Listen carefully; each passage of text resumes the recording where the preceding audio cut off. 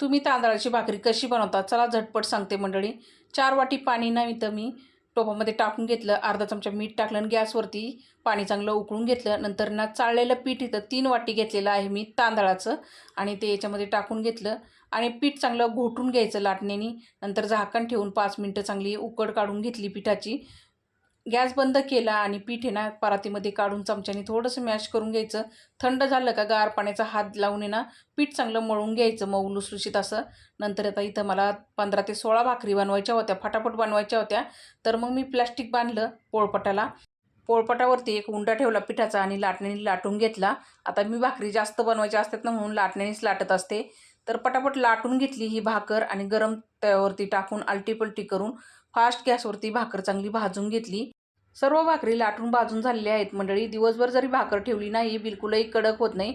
अशा पद्धतीने मी तांदळाची भाकर बनवते। धन्यवाद।